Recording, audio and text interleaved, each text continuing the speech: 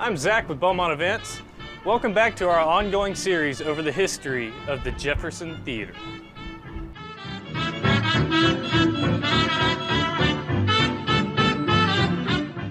Thomas Edison is pretty well remembered as one of the greatest inventors in U.S. history.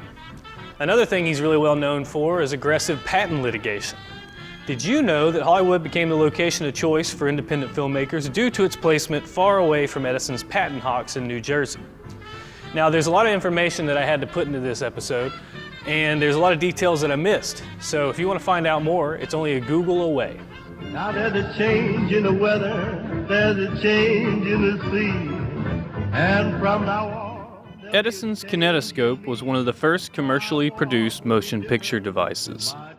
It was basically a big box with a peephole that would play a short film on a loop. It was a single-serving experience, and this is how Edison would attempt to keep it. Oh, yeah? Well, I'll think it over yet, fella. Here you are. This one's on the house.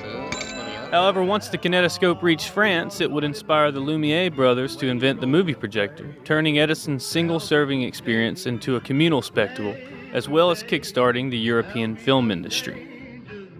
This was allowed, or at least ignored, by Edison because he didn't really care to patent his inventions in Europe. He was busy enough at home as it was. By the early 1900s, Edison had filed over 20 major infringement lawsuits against his competitors, with the main goal being to wring them dry until they had no choice but to sell out.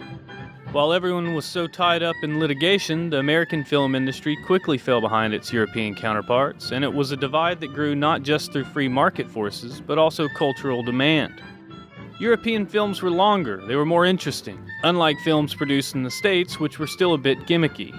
Because of public demand for the types of films that Edison and his counterparts couldn't match, European film companies would hold almost 60% of the U.S. market by 1908.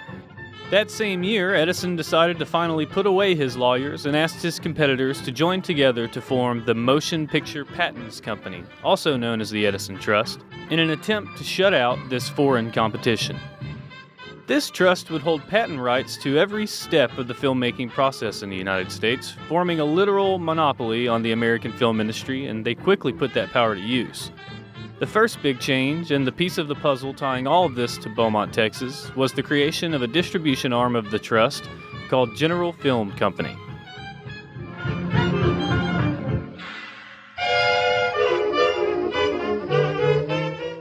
The American film industry operated on a razor and blades business model. What good is a razor without the blades? What good is a projector without films? The key source of income for motion picture producers then and now wasn't in the cameras or projectors, but in creating and selling the films themselves.